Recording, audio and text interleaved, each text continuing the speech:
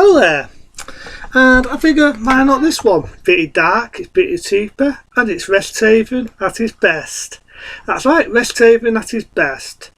That being the Serpent and the Rainbow. From 1988, the Serpent and the Rainbow. Could have had one there, could have been 87 or 88, but roughly that there, he was working on the Serpent and the Rainbow.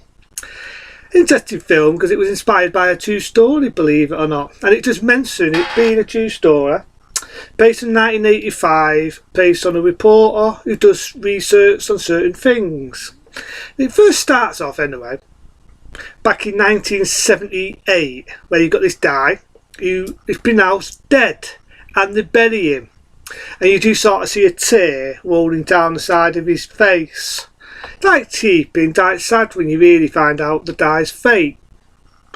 Now it goes into what would have been the present of death, based on a true story, of 1985 with our reporter friend. You know, this actor's been in loads of things. I mean loads. He was in Independence Day, and he was also in Spaceballs, comedy booth, taking the mickey out of Star Wars. I remember that film. Again, he's a reporter. He goes into the jungle, and you know, this guy is like an Indian, does his special powers. Well, apparently, it gives him good luck. There's bits of it though where I do wonder whether Resthaven mixed bits what was a true story and mixed bits what is horror. But the story of this is more interesting as well as the fucking film. It is more interesting than the film, right? Because in the what he's doing, right, Resthaven, when he was researching this film, he did go to a proper part of the jungle and proper parts of the area where he was filming this film, where he did actually meet real voodoo doctors and real people who did voodoo. That's right, I shit you not. He dealt with people who did real voodoo. He saw real animal sacrifices, none of his special effects, real animal sacrifices. Definitely like cannibal fucking orators, jolts getting the throat slit, chickens getting beheaded, the lot, the fucking lot. And he saw it, and it cheaped him out. But this is the stuff that Resthaven was doing when he was doing the Serpent and the Rainbow. There's one guy on the way who basically is like a bit like an Hitler, is a bit like Adam was saying, you know, he's a bit like an ambassador.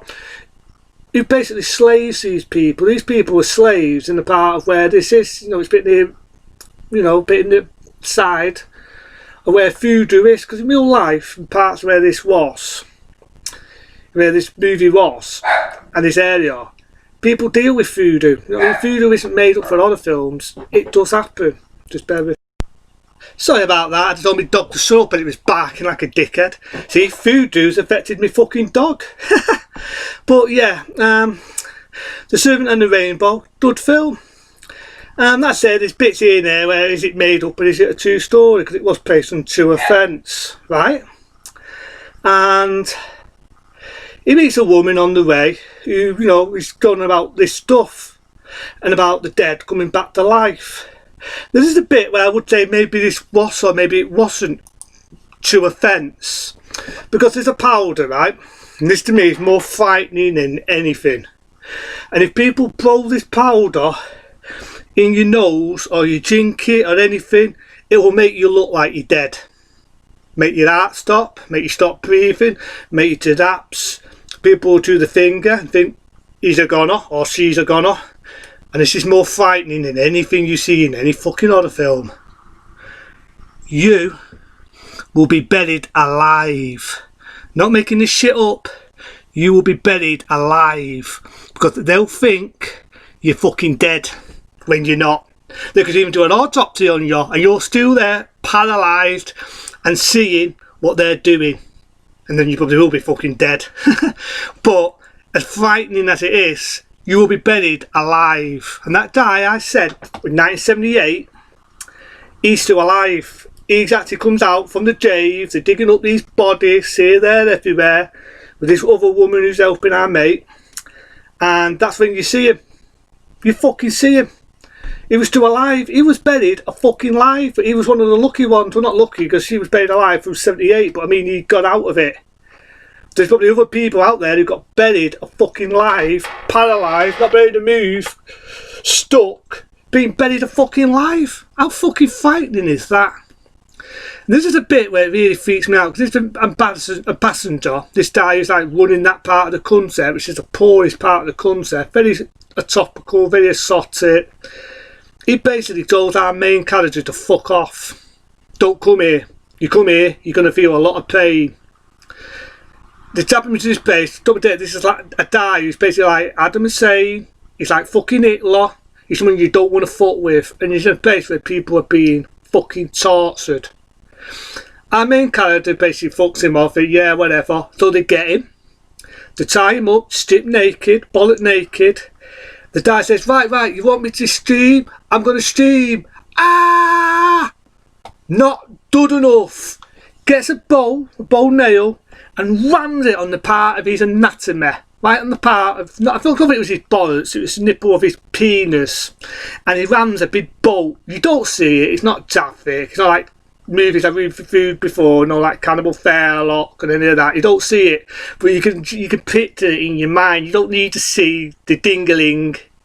I know it'd be special effects, but you don't need to see that. But you've got the idea that's why he's rammed the nail right there, and you hear it go really fucking loud this time, proper loud. It sounds like a doom, as if you're fucking right. Any man, you can picture that in your head, a nail being rammed with an hammer. Believe me, I think it's safe to say any fucking man will be screaming like a fucking woman. They dump him on the floor, he's still alive. They didn't do it till he bled to death, they just did it to hurt him. It's more of a painful sort of like warning to say, we can do that. Next time, you won't have it that easy. There's one guy anyway, and you know, he's selling potions here and there.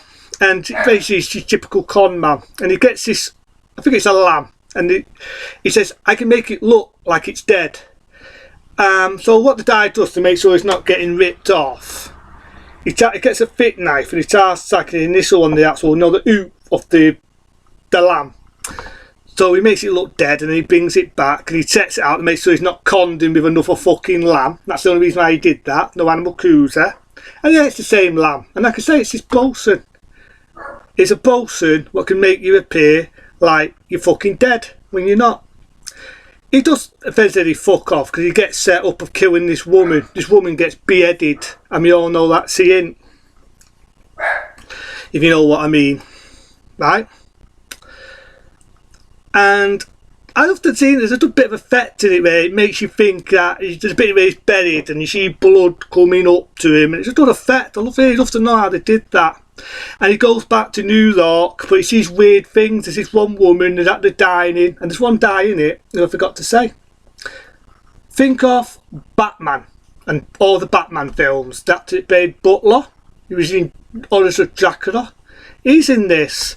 And he basically advises him to forget it, put it away, forget all the bad things you've seen. But he doesn't, because this guy is fucking like a peasant who's up at ass. He's just fucking with him.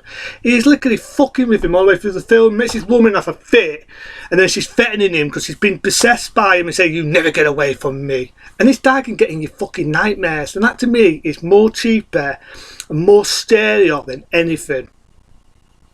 Now remember when I reviewed Live and Let Die, the Bond film, and I reviewed a guy who's called The Man Who Cannot Die. There's a guy like that in this, but he's not funny. This guy is definitely not funny, because this is voodoo doctors, so I like what you see in that Bond film.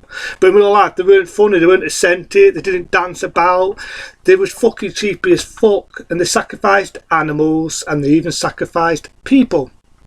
And that guy who was robbing him and ripping him off, he gets beheaded. Our main character goes back because he's fallen in love with this woman. There was a shagging scene before any of this, but you know. And he goes back, he gets abducted again, and this is where, well, he doesn't get abducted, I think he has a mate who's helping him out, and he gets killed.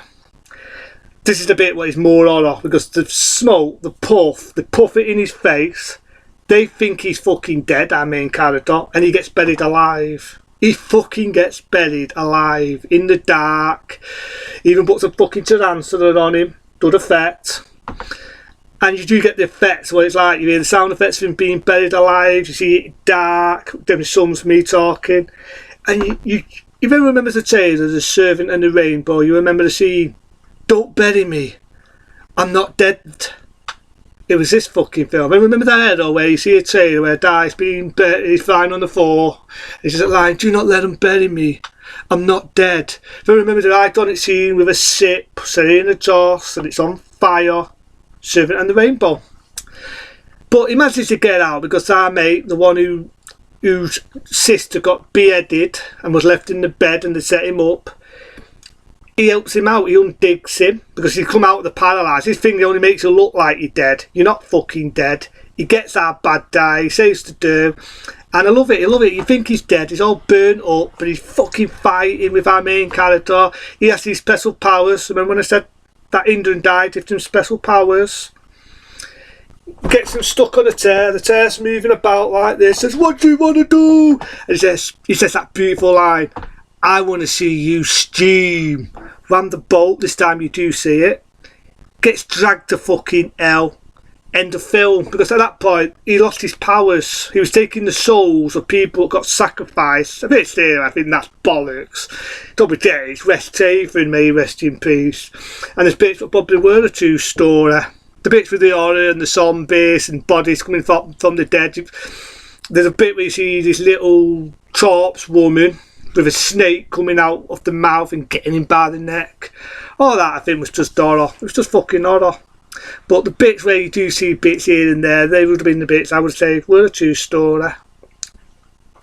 They didn't market the film in its day on a videotape. What did actually have Tyrannosaurus, and it did actually have snakes that come out when you open the taste. Not real ones, but thought to be dead snakes. They did get in trouble because back in that day when they bought the video out, Serpent and the Rainbow, they got into trouble because at the time they did use real dead snakes and real dead spiders to market the film, Serpent and the Rainbow, you know, to do with voodoo and all that. But made a lot of history, very popular film in that there. Other than that, that was Serpent and the Rainbow. Other than that, I'll see you later.